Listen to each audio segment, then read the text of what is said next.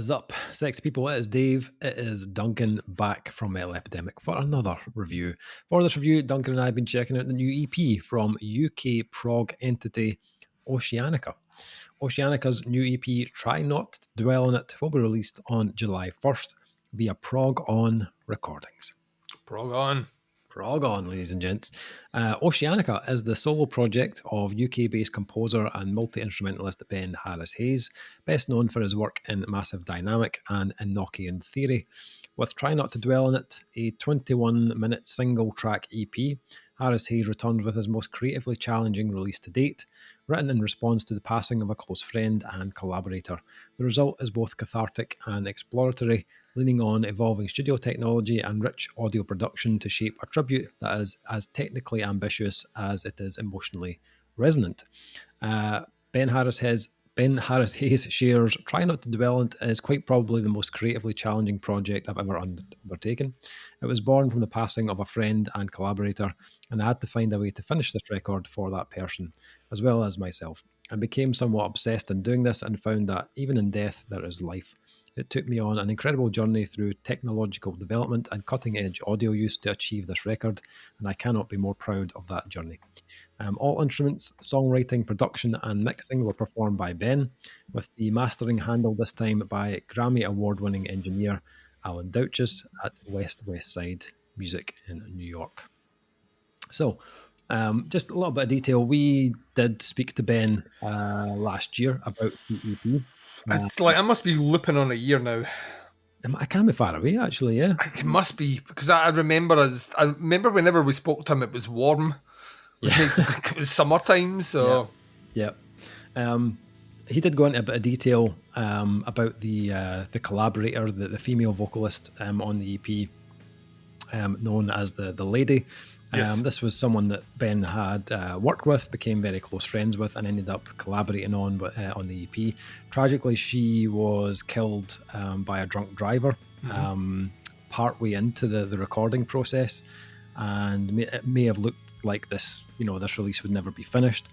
However, sometime later, after a kind of discussion with some of his kind of audio production friends, they suggested using what's called an LLM, which is basically a type of kind of AI program that would analyze numerous recordings of the Lady, including vocal recordings she's done with Ben, stuff she's done in the past, as well as a lot of voice notes that they had between them as well, and anything else he could find. And basically, this piece of software would then recreate her vocal to enable them to pair that with the material that she'd physically recorded and ultimately finish the EP. So that was just to give you a bit of insight. And also, it's worth saying he did get approval from her family. So I want to stress that just in case we're like, what? No, he was completely respectful of that before generating the AI. So. Yeah, and I imagine like this must have been like a pretty difficult project to. It would be bittersweet, isn't it? Because you're going to have that feeling of completion at the end, but that completion is at the cost of loss. Yeah. So it's what they call sweet sorrow, Dave. Yeah, for sure. And like obviously, technically, there's a lot went into this, but also like from an emotional perspective as well, it must have been quite a heavy thing to go through and try and create and finish. I was really interested in this one. What did we make of this EP? Like musically, conceptually, did any of it feel kind of computer generated to you? What did you think of the EP? Well, let me answer the computer generated part. I don't think so. I think technology as it stands just now, as we've found if you even troll the internet for 2 seconds, can give you Queen covering Linkin Park within seconds, and it sounds scarily authentic. So I think from that point of view, attention and care has been put in to make it sound more human-like and less synthetic. So that's a big tick for me. Yeah. Obviously, with you're always at the footsteps of someone who's a very creative musician, a multi-instrumentalist. I think he does everything on this. So you're getting like every bit of everything you hear out with the lady's voice is him. Yeah. So I've spoken about this before. That's hard enough when you play one instrument, like let alone when you play all the instruments and you're trying to give each of them the right amount of space in a song without being. Guitarists tend to, when they're in solo projects, make things too guitar heavy. Vocalists tend to put too much emphasis on the vocals. Drummers are drummers. Why can't I hear no other instrument? Oh, that's right. The drummer produced this. So like there's a difficulty that comes with that. The balance in this is brilliant. Like between the instrumentation and all the elements used, at no point do I feel like, even when the heavier aspects start to come through, that they are drowning out any of the other instrumentation used by virtue of, we'll just turn this up and that makes it heavy. So once again, that's a very difficult thing to do. Now I will put my cards on the table. I do not like long form songs that are like in the I like long, like one single that's 20 minutes to me. I like they frustrate me a little bit, right? And the reason behind it is I either feel like when you come to review them, it is very difficult to review, because if you listen to a 22-minute song, right, and 75% of it is exceptional and 25% is maybe not that great, you still have like 18 minutes of incredible music and a couple of minutes that you're not so fussed on. How do you grade that? You know what I mean? Where are we coming in with a grade? So it's also to keep an attention span through a track that is a continuous 21 minutes is also not great. Oceanica do something a little bit clever. I'm also going to say it's very gimmicky though. What they do is they do the track and movements. So tracks do close out. I would argue this is a 6-song EP, right?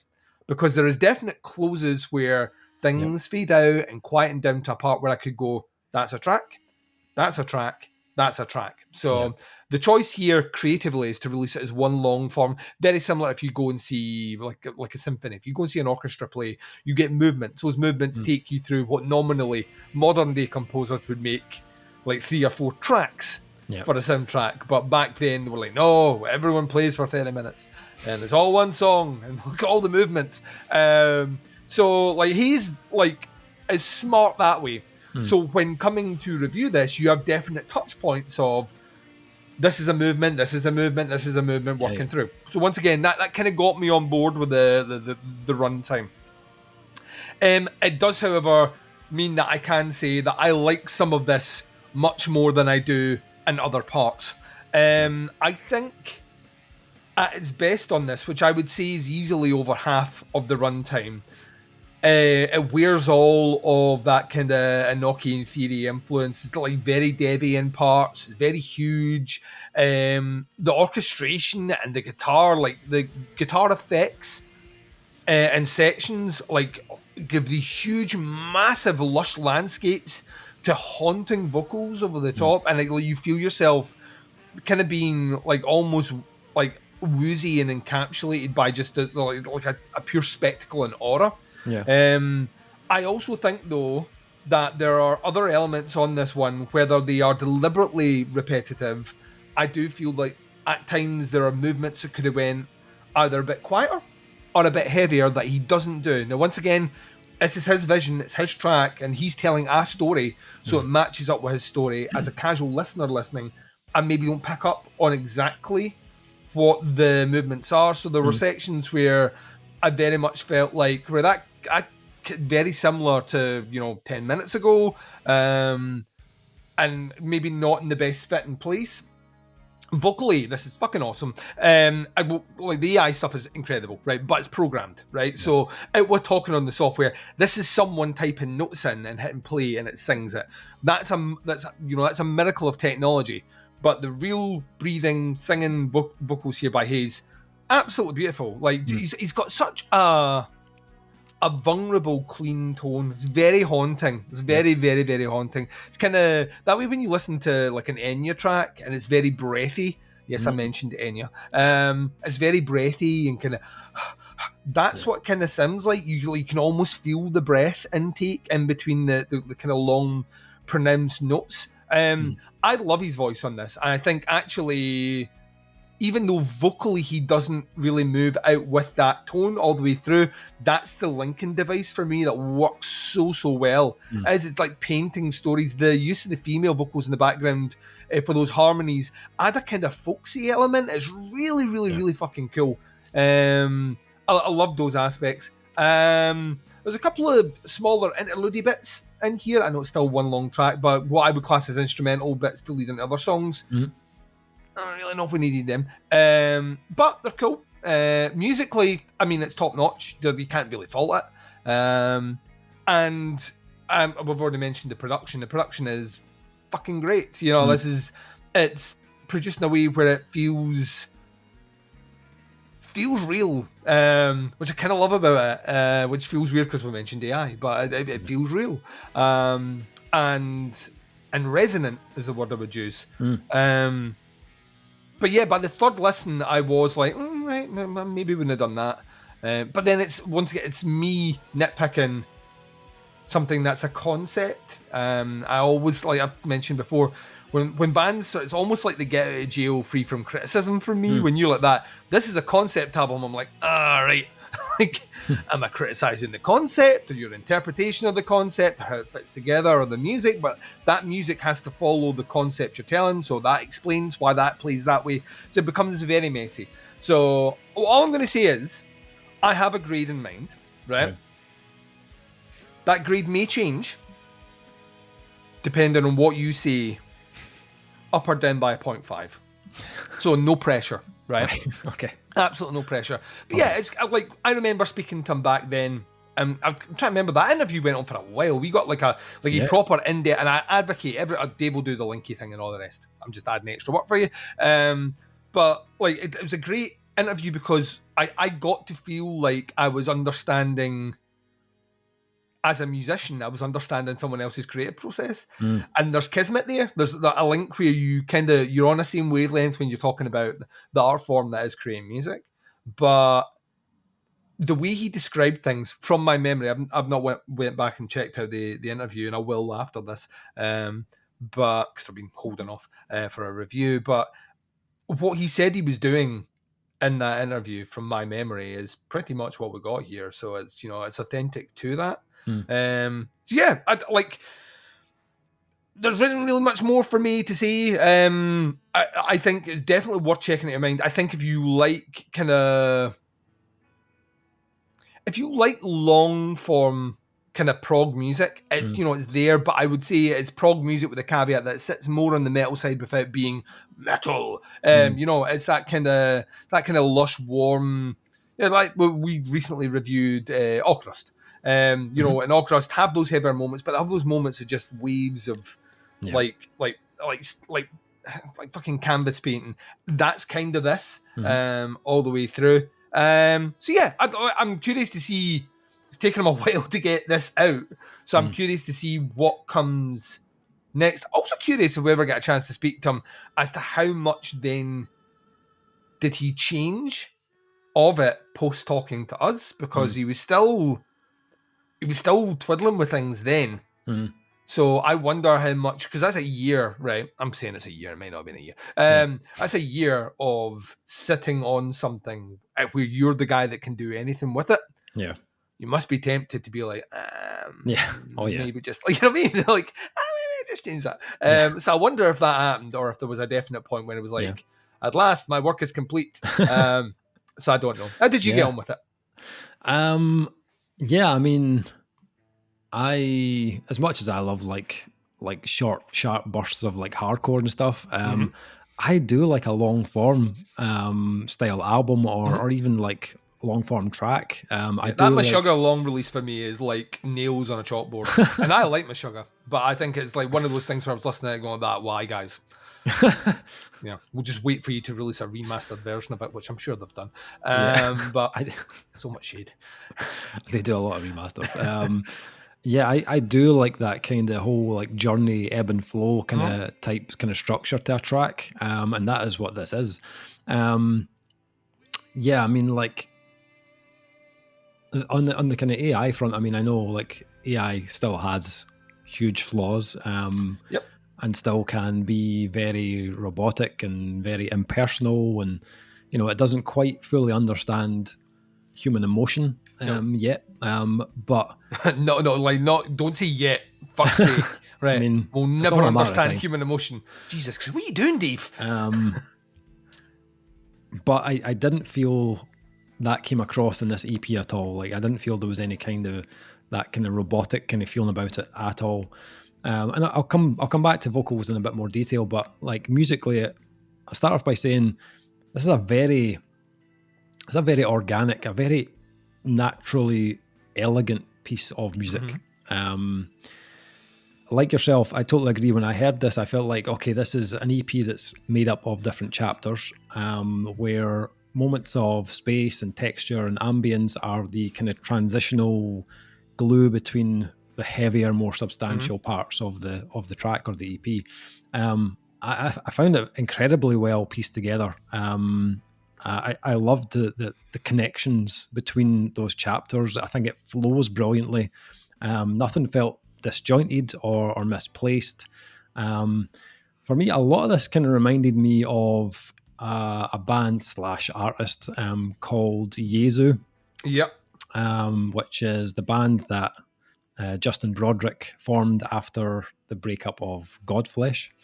Oceanica and Jesu aren't necessarily stylistically the same, although they do like flirt a little bit with post-metal, just a little shade. But the building of parts, the layering, some of the chord choices, and some of the kind of intimacy of this was very similar between both kind of projects or bands. I love Jesu, so like a lot of this really did appeal to me. And that first chapter, was really cool because it had like this almost Celtic kind of like characteristic about it. Like I felt like very, very Scottish and proud when that first part kicked in. I was like, oh, like we're almost like bagpipe-esque kind of like, there's the sound of waves in the background and there's percussion, and I get the feeling if Hayes could play the bagpipes, it'd be on there. Yeah, for sure. And even like when the guitars do come in and there's like this kind of lead guitar comes up, it almost resembles that kind of like sound of a chanter for me. That's where it was kind of like, yeah, kind of pentatonic. Yeah, for sure. Yeah. But at the same time, it has that sort of like Jesu kind of post-metal shoegaze kind of heaviness to it as well, but with this little dash of something progressive thrown in. And the track does open up to more progressive stylings as it goes on, where you get, these riffs start to come in with a bit more bite to them. It's still hugely atmospheric at the same time. It was like for me, it was like a mix of like, if you took like Tesseract and like Sleep Makes Waves, like the two of them together, you get that kind of juxtaposition between the two of those, somewhere in there. And it's a release that, as I said, it really like ebbs and flows. It gives you big riffs when it's needed, just to accentuate the impact of a section or a transition into something with more groove. There's an absolutely killer riff around, I think it's like 17 and a half minutes. Yeah. Where it's just got this weight and this groove to it. But I love the way it was written. It was almost in a way that was like this kind of alternative to the vocal. Like the riff has a melody to it in itself, which I really enjoyed.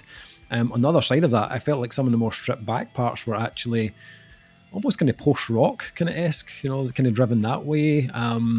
Where there's always some sort of melody line like floating over the top of what's happening instrumentally. And I felt that was a really clever idea because it kept me completely engaged in this. Like I never switched off from it at any point. And whatever type of passageway this EP dips into, it always felt kind of emotionally kind of profound. It sounds personal to me. Like if that came across hugely. And I think that's one of the things I loved about this the most. The fact that it's been written and created with a lot of grief and loss at the centre of it. But actually, the EP was full of life for me. It's something that is quite cathartic, therapeutic almost, which I feel like that is something that is really difficult to put across in a recording. But it came across massively. And the two vocal parts together, are like very special. Like I thought that the tones were beautifully matched. They complemented each other. The harmonies really elevate the mood, which are backed with some really kind of tasteful synth work. And to be honest, like when I was listening to this, I kind of completely forgot that like part of this female vocal was AI learned and generated. It does not feel cold or emotionless or I genuinely feel if you don't know, you won't know. Yeah, absolutely. Like it wouldn't even have crossed my, if I hadn't known, I wouldn't even have crossed my mind. So I think like huge kudos to Ben and his colleagues that floated the idea, because I feel like they've executed that part of it like immaculately. Production of the vocals has also been handled with a lot of care. They are placed very well in the mix. Neither vocal is too overpowering. Guitars are excellent. Like there's plenty of life in the guitars as well. Even when they do drop into something heavier, like it's got that kind of like almost kind of like post metal weight, but it never becomes oppressive either. There's a nice kind of lightness to them. It sounds fresh and sounds vibrant. The only part for me, where how do I word this? Okay, so I need to talk about the drums. All right. Fucking I know, hell, Dave. We almost got through that. For me, like this was the only small kind of grumble I had with the EP. The drums for me just lacked a little bit of that charm and that kind of depth of like a real drum kit. Recorded in a room with good mics. And I don't have anything against programmed drums. I feel like, there are albums where that completely works. But I feel like by adding in that feel of a real drummer and capturing that essence would have connected even more with the kind of spirit of this EP. And yes, I am pedantic with drums. You are so pedantic with we drums. know this. That's a given. So this probably... Bands, if you're thinking about sending us something in and you don't have an actual drummer in the room, this probably won't be an issue for other people. However, my feelings and I have to be completely honest, that was only the one thing for me that was just a little bit it didn't stop me enjoying the release, far from it. This is incredibly well crafted. It's full of emotion and depth, and the transitions in and out of the different sections and the tempos are great. There's a brilliant switch into a kind of double time feel. It's just after the 11-minute mark that is just chef's kiss. Like I absolutely loved that. Like just beautiful. And the mastering from Mr. Alan Douches, bravo, excellent choice on that front. So yeah, I really, really enjoyed this. Like very small kind of gripes from me, but that's just my pedanticness and drums coming out, which Dave's pedantry shining through again. Happens on occasion. But yeah, I thought it was brilliant. I really enjoyed this one. So scoring for the Oceanica EP. Try not to dwell on it. What are you scoring this one? You've done me up a 0.5. Yeah, I'm coming in with 4. All right, nice. I've listened to quite a few of Ben's releases in the past. I think this is one of his best to date, to be honest. Aside from my kind of small drumming grumble, this has everything else going for it. It's a lovely tribute as well to the lady. And I'm sure her friends and family will be blown away by this. I'm going 4.5. I really enjoyed it. Like it was one that each time I listened to it, I kind of enjoyed it and appreciated it even more every time I heard it. Really, really clever, really nice piece of music. So yeah, congrats on that. The EP drops on July 1st. You can check out the links to the pre-order and stuff. I think there is a vinyl option and CD and stuff as well if you like physical purchases. And check out the Oceanica links as well to the like Facebook and stuff if you want to check them out. That is a review. Thanks for checking it out. We'll be back with another review very soon. But until then, take care. Speak to you soon. Define irony, Dave. Irony is complaining about the length of something when your review comes in longer than the actual release. Bye, everyone.